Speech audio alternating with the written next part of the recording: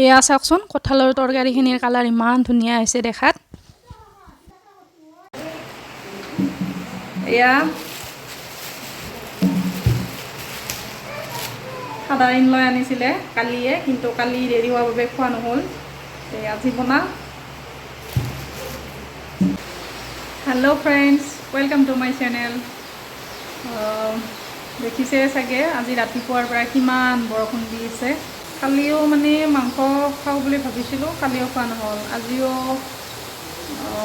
নহ'লে আৰু বৰষুণৰ কাৰণে হাজবেণ্ড যাবও পৰা নাই, কালি আহিছে। এয়া চাওকচোন কাপোৰ মেলি দিবৰে জেগা নোহোৱা হৈ গৈছে। মাংসটো অনা নহ'লে, গতিকে আজি ভাবিছোঁ কঁঠালৰ তৰকাৰী খাম। আজি প্ৰথম খাম এইটো ছিজনত। আটাইবোৰ বস্তু কাটি ল'ম। পাপা দিনে দে হয় নেকি?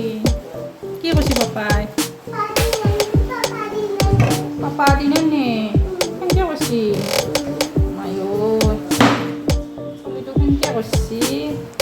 এই নালিবা, আঠা আছে নালিবা, আঠা আছেতো, বহুত আঠা আছে। এইটা কঁঠালৰ মুচি দুটা ধুনীয়াকৈ সৰু সৰু কৰি কাটি ল'ম। তাৰ লগত মই 3টা সৰু সৰু আলু আৰু মটৰো অকণমান দিছোঁ। কুকাৰত দি ভালকৈ 2টা হুইচেল লগাই সিজাই ল'ম। এতিয়া ইয়াত মই আগতে দালিখিনি তেল মাৰি ল'ম, কাৰণ আজিৰ খানা দালি আৰু কঁঠালৰ তৰকাৰীয়ে হ'ল। এয়া আছে পদ্মাৰ পাত, উতলাই দিব ইয়াত। কঁঠালৰ তৰকাৰী বনোৱাৰ কাৰণে প্ৰথমতে মই কেৰাহীটো গেছত বহাই দিছোঁ। এতিয়া এয়া মই বিলাহী আৰু পিঁয়াজ এনেকৈ কাটি লৈছোঁ আৰু চিম্পুলকৈ, বেছি ডিজাইন কৰা নাই। এয়া হৈছে আদা নহৰু বটি লৈছোঁ আৰু ইয়াত দিছোঁ গৰম পানী হ'বলৈ, পিছত লাগিব। এতিয়া ইয়াত তেল ঢালিম।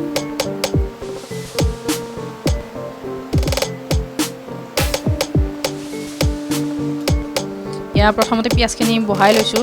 যেতিয়া পিঁয়াজখিনি একদম পিংক কালাৰ যেন হয়, তেতিয়া ইয়াত মছলা আৰু বিলাহীখিনি দিব লাগিব। পিংক কালাৰ হৈ গ'ল, গতিকে ইয়াত প্ৰথমতে মই আদা নহৰু দি অকণমান লৰাই ল'ম। এতিয়া আদা নহৰুখিনি লৰাই লোৱাৰ পিছত যেতিয়া স্মেলটো ধুনীয়াকৈ আহিব আদা নহৰু, তেতিয়া বাকী মছলাবিলাক ইয়াত দিম।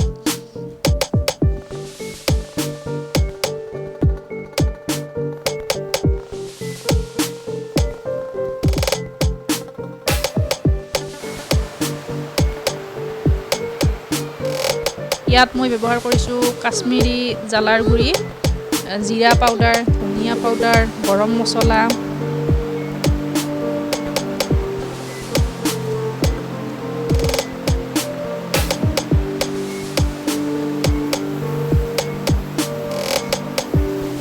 এতিয়া মছলাখিনি ধুনীয়াকৈ লৰাই ল'ম। মছলাখিনি কালাৰ অহাৰ পিছতহে ইয়াত বিলাহীখিনি দিম।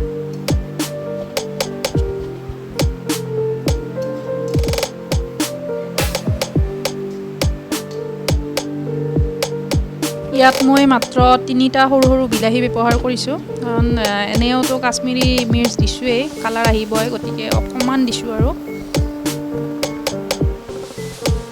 এতিয়া নিমখ আৰু হালধিখিনিও দিম একেলগে।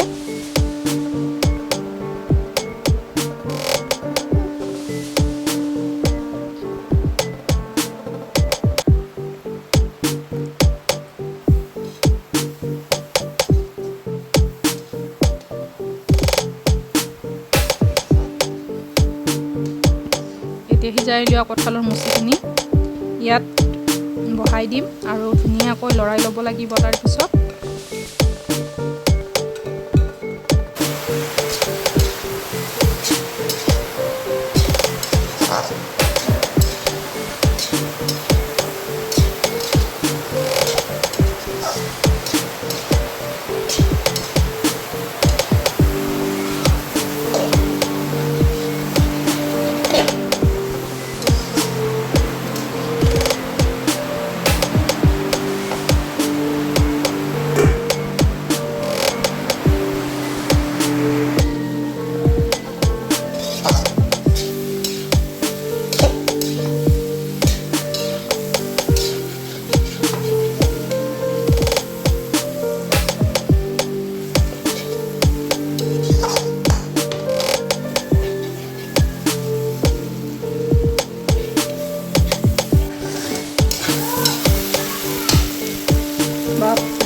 থকা গন্ধ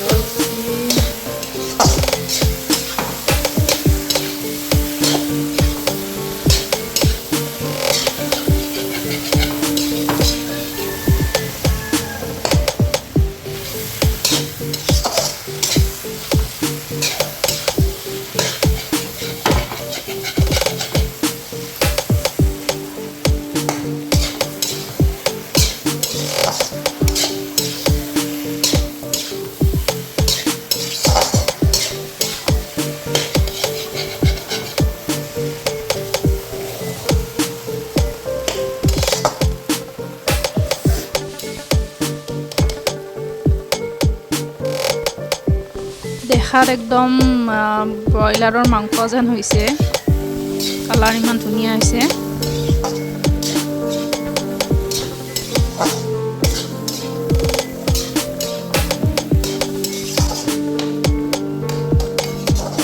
স্মেলটো ধুনীয়া আহিছে মোক সুধিছে মাংস বনাইছা নেকি বুলি চনাই বহুত ধুনীয়া আহিছে স্মেলটো এতিয়া অকণমান পানী দিম যাতে চবখিনি ধুনীয়াকৈ মিক্স হৈ যায় ভিতৰলৈকে কঁঠালৰ মুচিৰ মানে ভিতৰলৈকে যাতে মছলাৰ সোৱাদটো আহে সেইকাৰণে অকণমান পানী দি দিছোঁ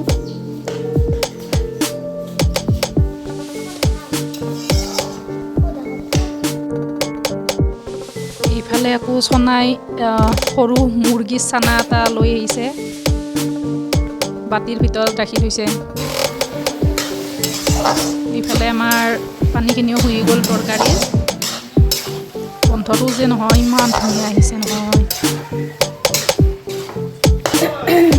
এনেকৈ লৰাই থাকিব লাগিব অলপ সময় তলাত নালাগা কৰি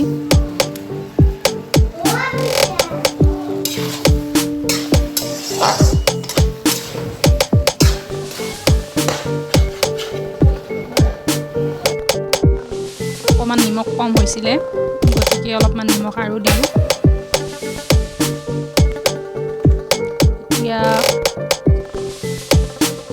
অকণমান মিক্স কৰা মছলা আছিলে চবখিনিয়ে আছে তাত জালাৰ গুড়িৰ পৰা গৰম মছলা আৰু জিৰা ইলাইচি চবখিনি আছে মিক্স সেই অকণমান দিছোঁ 1 চামুচ আৰু এয়া দিলোঁ গৰম মছলা চাহী গৰম মছলাটো অকণমান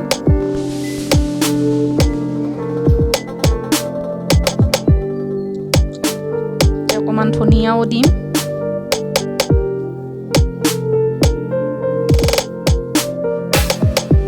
এতিয়া তৰকাৰীখিনি ধুনীয়াকৈ লৰাই ল'ম অলপ সময়ৰ কাৰণে এনেদৰে লৰাই ল'ব লাগিব তেতিয়াহে মিক্স হ'ব মছলাখিনি কাৰণ আমি শুকানকৈ বনাইছোঁ তৰকাৰীখন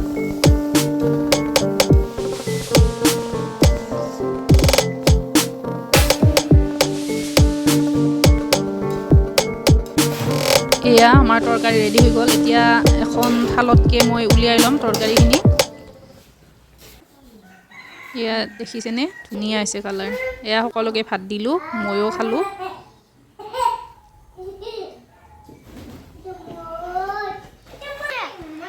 হৃদয় তেনেদৰে তৰকাৰীত অকণমান জ্বালা হৈছিলে কাৰণে নাখালে সেইকাৰণে হৃদয়ক এনেদৰে গাখীৰ আৰু ভাত অকণমান মিক্সিত পেষ্ট বনাই খোৱালোঁ জ্বালা পাইছিলে কাৰণে কান্দি আছে বেচেৰাই গতিকে আজিৰ কাৰণে বাই বাই বন্ধু বান্ধৱীসকল ভিডিঅ'টো যদি চাই ভাল লাগিছে তেতিয়াহ'লে ভিডিঅ'টো লাইক কৰি দিব আৰু চেনেলটো ছাবস্ক্ৰাইব কৰি দিব তেন্তে আজিৰ কাৰণে বিদায় ল'লোঁ